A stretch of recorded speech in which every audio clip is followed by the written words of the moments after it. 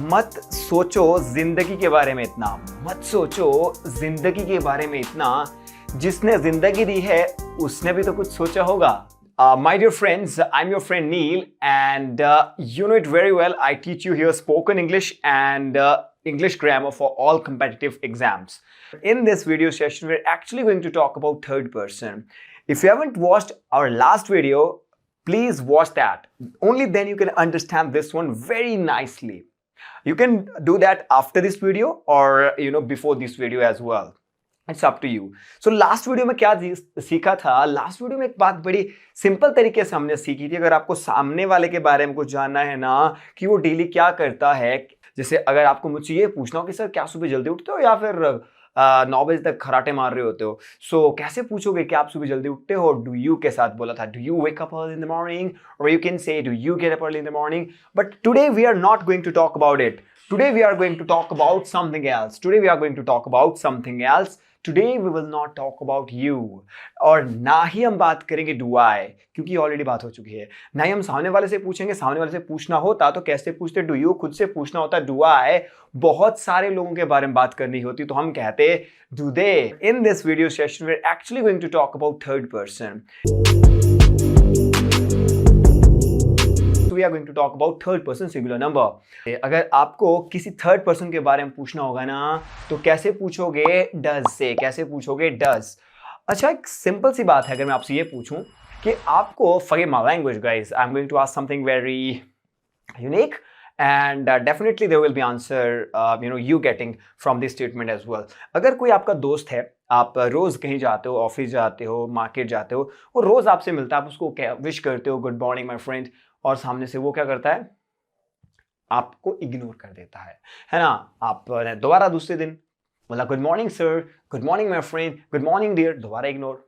तीसरे दिन दोबारा आप गए, आपने बोला यार इसकी आदत ऐसी है, दोबारा विश कर लेते हैं good morning sir, good morning ma'am, good morning my friend, सामने से कोई रिप्लाई नहीं आया. फोर्थ और फिफ्थ यानी automatically I would say automatically eventually what you do with that person, you start ignoring that too. आप भी उसे इग्नोर करना शुरू कर देते हो, है ना.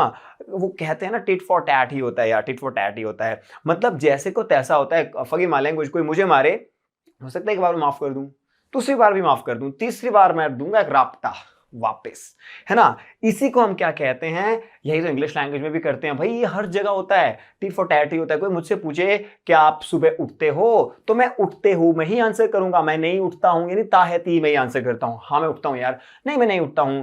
तो मैंने क्या पूछा? क्या विराट क्रिकेट खेलता है? आंसर दो ही तरीकों से आप कर सकते हो. हाँ वो खेलता है, नहीं वो नहीं खेलता है. तो ता है यानी सेम टेंस में, यानी सेम फॉर्म में आपको आंसर करना होता है.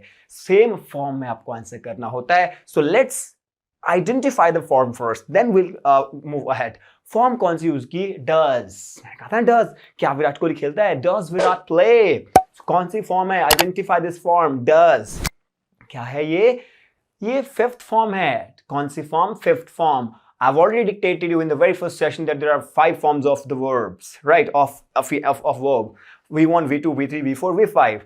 तो पहले आपको बात बता चुका हूं मैं कि 5 फॉर्म्स होती हैं. नहीं होती है तो आप इसको ऐसे भी देख सकते हैं कि वर्ब की फर्स्ट फॉर्म के साथ आप एस और एस यूज कर लीजिए, वो ऑफ कोर्स फिफ्थ फॉर्म ही बन जाएगी. जैसे वर्ब की फर्स्ट फॉर्म क्या है सर?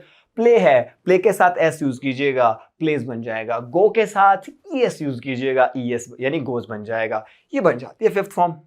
तो किसी ने मुझे दिया खींच के, मैंने बोला क्यों यार ऐसे क्यों किया? अब दूसरी बार दोबारा बोला नहीं, तीसरी बार मैं भी दूंगा. यानी अगर मुझसे कोई फिफ्थ फॉर्म में पूछ रहा है, मैं भी उसको आंसर फिफ्थ फॉर्म में करूंगा यार, है ना. मैं भी उसको फिफ्थ फॉर्म में आंसर करूंगा.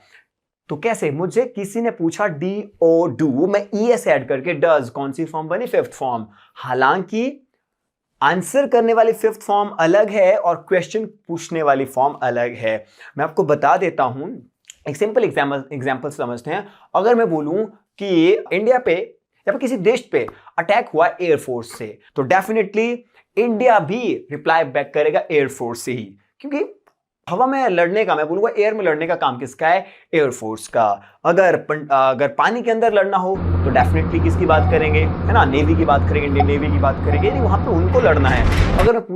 अगर मैं कहूं कि यार कुछ काटना है, जैसे मेरा ब्लेजर काटना हो, तो scissors is required. A pair of scissors is required, है ना, जरूरत होगी.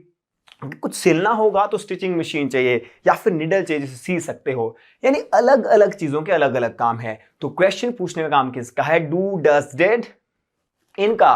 और यहां पे कौन सी फॉर्म यूज कर रहे हो? Fifth form. कैसे बनती है फिफ्थ फॉर्म? डू में ई एस या एस ऐड करके क्वेश्चन के लिए डज बनेगा। आंसर करने का तरीका भी हम डिस्कस करने वाले हैं। तो कैसे कहा? डू में एस या एस ऐड करके क्या बनेगा? एस तो कर नहीं सकते हैं, क्या ऐड करेंगे? सिर्फ E S.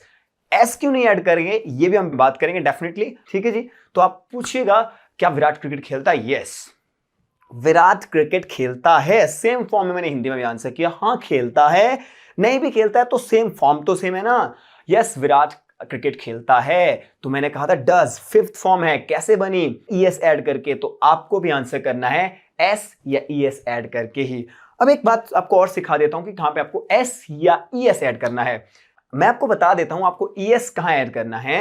When you are going to have some words at the end, जब आपको कुछ वर्ड्स मिले लास्ट में, मैं बोलूंगा कुछ वर्ड्स जो किसी साउंड पे खत्म होते हो, तब आपको यस ऐड करना है। जैसे वॉश, एस एच पे खत्म हो रहा है। एंडिंग वर्ड्स क्या हैं? एंडिंग लेटर्स क्या हैं? S H. तो जो कोई वर्ड एस एच पे खत्म होगा उस पर आपको ई एस यूज करना है। जैसे वॉश, वॉशेस हो जाएगा इसका, ठीक है जी।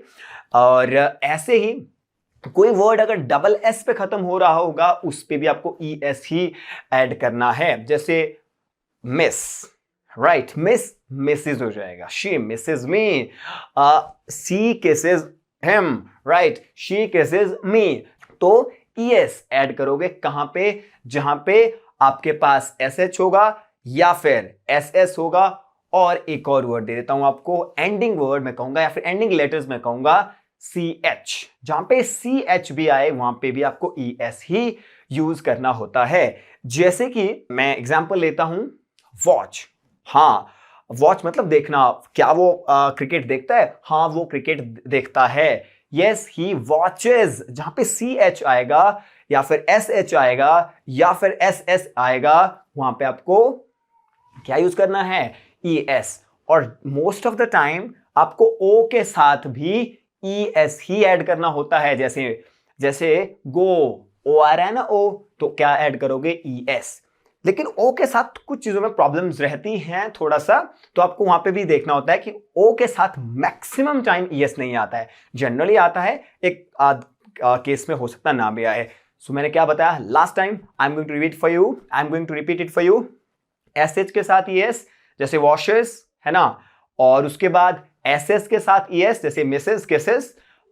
And then I taught you C H के साथ ई एस जैसे catches, he catches the ball, she catches the ball. और एक और एग्जांपल, शी वॉचेस क्रिकेट, आप ये भी कह सकते हैं। सो सी एच के साथ भी आपने ये कहा। लास्ट में जाकर के मैंने कहा ओ के साथ भी आप ई एस ही ऐड करोगे, गोज, राइट। इस तरह से मैंने कहा he goes to market, he goes to school, this way. मैंने आपको क्या बताया कि जब कोई डज से पूछे, फिफ्थ फॉर्म से पूछे, उसे फिफ्थ फॉर्म में आंसर करो। फिफ्थ फॉर्म बोले तो सर एस या ई एस वाली फॉर्म में आंसर करो। किसने मुझसे पूछा डज विराट प्ले क्रिकेट? मैंने आंसर ढूंढना है एस वाली फॉर्म में, यानी एस या एस होना चाहिए उस फॉर्म में। वही होगी मेरी फिफ्थ फॉर्म, वही होगी मेरी फर्स्ट फॉर्म के साथ एस और एस में जवाब देने वाली ट्रिक। वही होगा मेरा सेम फॉर्म में आंसर करने वाला तरीका। वही होगा मेरा सेम टेंस में बात करने का तरीका। किसने मुझसे पूछा क्या विराट क्रिकेट खेलता है? मैं बोलूंगा हाँ विराट क्रिकेट खेलता है। तो डज से पूछा फिफ्थ फॉर्म है जिसमें एस और एस का यूज हुआ है, मैं भी वही करूंगा, हाँ विराट क्रिकेट खेलता है। खेलना होता है प्ले, प्ले में मुझे एस लगाना होगा, एस तो मैं लगा नहीं सकता। एस कहां लगाना है? जहां पे मेरे पास एस एच होगा, सी एच होगा या फिर एस एस होगा या फिर कहीं पे ओ आ रहा होगा। कुछ नहीं आ रहा मेरे पास, तो मैं क्या बोलूंगा? Yes Virat pledge cricket. Fifth form में आंसर किया। अच्छा, मुझे नेगेटिव स्टेटमेंट में आंसर करना कि विराट क्रिकेट नहीं खेलता है। वाह, विराट क्रिकेट नहीं खेलता है भाई, वो तो जो रूट खेलता है कोई और खेलता है ना, सचिन सर खेलते हैं। विराट क्रिकेट नहीं खेलता क्योंकि वो तो अपना गली वाला विराट है, उसकी बात हो रही है, वो क्रिकेट नहीं खेलता। So no. अब जैसे मैंने विराट कहा, मैं उसकी जगह ही कह देता हूं ही, वो क्रिकेट नहीं खेलता। नॉट है, पहले भी मैंने कहा है कि नॉट अमूमन उसी चीज के साथ नॉट है कि एक्चुअली नॉट मैंने बताया था आपको पहले भी, पिछले वाली वीडियो में भी बताया है कि नॉट एक्चुअली है क्या? नॉट है एडवर्ब ऑफ नेगेशन, यानी नेगेटिव वर्ड, नेगेटिव सेंस ये देता है और एक एडवर्ब है। इस पे भी बात करेंगे, लेकिन इसको कहां यूज करना है आपको? उस चीज से, उस चीज के बाद यूज करना होता है मूवमेंट जिससे आपने सवाल पूछा होता है। तो डज से पूछा था ना, डज नॉट कह दिया। विराट क्रिकेट नहीं खेलता है, विराट डज नॉट। अब डज कौन सी फॉर्म है? Fifth form. अरे भाई याद रख लो, एक बार शादी होगी दूसरी नहीं कर सकते, इंडिया में बैन हो जाओगे। हाँ, किसी और देश में होता होगा, 3 दो शादियां। हाँ, तो यानी एक बार ईएस यूज हो चुका है, विराट क्रिकेट नहीं खेलता है, विराट डज नॉट। डज में ईएस पहले ही आ गया भाई, बार बार आप ईएस ऐड नहीं कर सकते। You can say Virat does not plays. 2 बार फिफ्थ फॉर्म थोड़ी तो यूज करनी है। किसने मुझे एक चांटा मारा, उसको 2 थोड़ी मारूंगा, 4 थोड़ी मारूंगा, ज्यादा से 2 मार सकता हूं, एक ही मारना चाहिए वैसे तो, है ना। सूद समेत वो वाली बात अलग है, तो यहाँ पे सूद समेत नहीं देना है। यहाँ पे आपको एक ही बार फिफ्थ फॉर्म यूज करनी है भाई। डज विराट प्ले क्रिकेट, एक ही बार क्वेश्चन में फॉर्म की थी, क्वेश्चन में यूज की थी, एक ही बार आप आंसर में यूज करोगे। विराट डज नॉट प्ले कहना इस बार, क्योंकि डज में यस पहले ही लग गया है, इस बार प्लेज मत कह देना, है ना। एक बार शादी हो गई, यानी एक बार फिफ्थ फॉर्म यूज कर लिए, दोबारा शादी नहीं कर सकते आप, दोबारा नहीं यूज कर सकते हैं fifth form. You can do that, right. So it's totally upon your awareness when you talk to anybody. So what you need to do that time is you have to be focused, you have to be aware that you must not use fifth form again in the same sentence if you have used does already in the same sentence. Okay, right. So that's what you actually should learn here. अच्छा, मैंने क्या बताया कि आपको does के बाद दोबारा fifth form नहीं कहनी, क्योंकि डज अपने आप में फिफ्थ फॉर्म है, एक बार शादी कर ली, नहीं करनी है दोबारा। ऐसा हो ही नहीं सकता है, लाइफ में उतर पुतर हो जाएगी, सेंटेंस खराब हो जाएगा, लाइफ खराब हो जाएगी। So Virat does not play cricket आप कहेंगे। So what pattern have we got here, हमें क्या पैटर्न मिला? Does he V1? Yes he V5। No he does not V1, है ना। ऐसे समझ लो, ऐसे नहीं समझ आता, दूसरे तरीके से समझ लो। Does he action? Yes, he actions. S लगा लो। No, he does not action. तो पैटर्न मिल गया भाई। अब प्रैक्टिस हो जाए। कैसे पूछोगे मुझसे कि क्या आपके पिताजी, वो भी तो सिंगल पर्सन है ना, सिंगल आदमी की बात हो रही है सर, पहले ही बता चुका हूं, पहले ही सिंगुलर आदमी की बात हो रही है। Third person singular number category, इसमें क्या क्या होता है? ही, शी, इट, या फिर कोई नाम हो जाता है ना। तो आपने मेरे पिताजी के बारे में पूछा, क्या आपके पिताजी ऑफिस जाते हैं? गो की बात हो रही है, गो बताया था ना, गो के साथ क्या लगाना होता है? एस और ये सभी देखते हैं कितना याद रहता है आपको। तो कैसे पूछोगे आप मुझसे कि क्या आपके पिताजी ऑफिस जाते हैं? Does your dad go to office? Third person के साथ ईएस लगाना होगा। तो क्या कहा? डीओ, ओ में ईएस लगाना को बोला था, है ना। जहां पे ओ दिखी वहां पे ईएस, उसी तरह से गो में भी ईएस लग जाएगा आगे, है ना। तो कैसे कहा कि क्या आपके डैड ऑफिस जाते हैं? Does your dad go to office? I would answer, yes, my dad goes to office. Yes, my mother goes to market. Yes, my father goes to temple. इस तरह से आंसर कर दूंगा। नहीं जाते होंगे तो क्या बोलूंगा? No, my dad does not. Does not कह दूंगा। does के बाद अब फिफ्थ फॉर्म यूज नहीं हो सकती, क्योंकि does पहले फिफ्थ फॉर्म यूज हो चुकी है। तो मैं क्या बोलूंगा? My dad does not go to market. है ना, वो मार्केट नहीं जाते हैं। या फिर he does not go to office. अगर आपको ये कहना हो क्या वह टेस्टी खाना बनाता है, क्या वह टेस्टी खाना बनाता है, अगर बनाता है ना तो उसको मेरी बहन की शादी में कुक बनाऊंगा, या कुछ उससे बनवाने को खाएंगे, उससे कुछ बनवाएंगे, खाएंगे पिएंगे, तभी अगर वो बनाता है तब, तो क्या वो टेस्टी खाना बनाता है? आपका दोस्त समझ लो कि आपका दोस्त टेस्टी खाना बनाता है। Does your friend, what will you say? Does your friend make tasty food? Tasty को हटा के आप डिलीशियस भी कह सकते हो। Does your friend make tasty food? और you can say does your friend make delicious food? You can say here does your friend cook tasty food? You can say here does your friend prepare tasty food? Answer हाँ में होगा तो क्या बोलोगे? हाँ हाँ यार, वो तो बड़ा अच्छा कुक है, अरे उसको तो खाना बनाने के लिए बोल दो बस एक बार, वो तो विराट कोहली की तरह अपनी फील्ड में जाना जाता है, यानी खाना बनाने के लिए जाना जाता है, वर्ल्ड फेमस है वो यार, वो तो, है ना। तो हाँ भाई, वो बहुत अच्छा खाना बनाता है, हाँ वो टेस्टी खाना बनाता है। सेम फॉर्म है, फिफ्थ फॉर्म में आंसर करोगे, सॉरी यस में आंसर करोगे। किसने मुझे मारा मैं भी वापस मारूंगा, किसने मुझे बड़ा रिस्पेक्ट दिया मैं भी रिस्पेक्ट करता हूँ। टीट फॉर टैट होता है, बहुत बार डिस्कस कर चुके हैं, यही तो होते आ रहा है ना।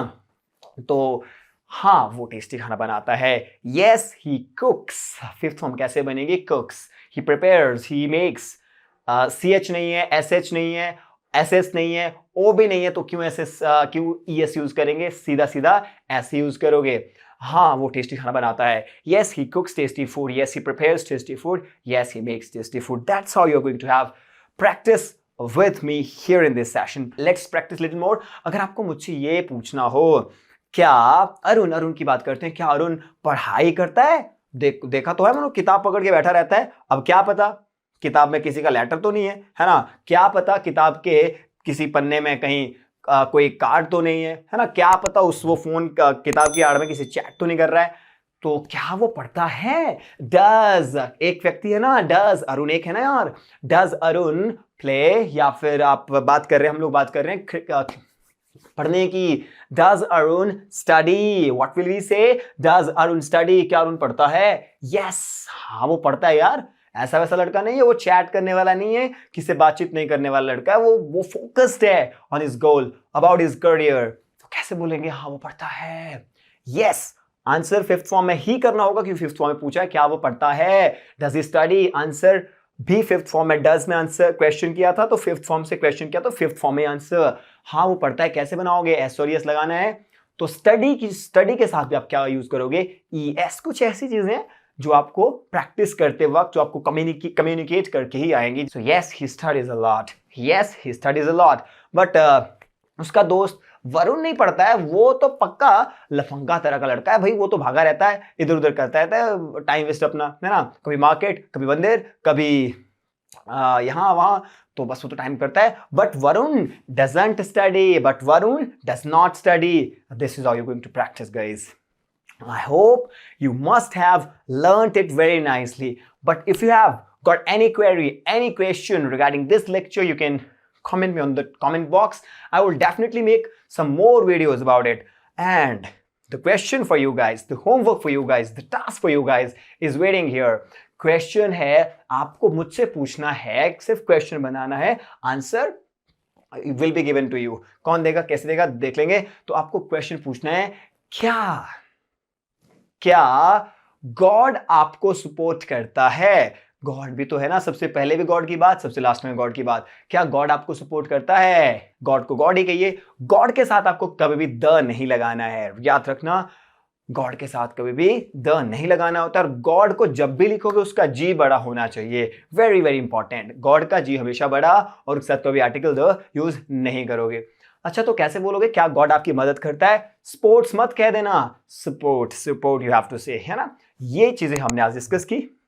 और एक बात, अगर आपको लगता है कि आप ये भी चाहना चाहते हो कि SH, SS और CH और O के साथ ही क्यों ES लगता है, बाकी चीजों के साथ ES क्यों नहीं लगता? जैसे प्ले के साथ हम S लगाते हैं, प्लेज हो जाता है, प्लेज क्यों नहीं बोलते? If you have this question, you can text me this as well. I will definitely make one more video regarding uses of S or ES. Right? So from my side, I am going to conclude this session here. Let's meet in the next one. And please take care and happy new year, my dear friend. Keep growing, keep learning, and keep moving forward. Bye-bye. Have a good time ahead.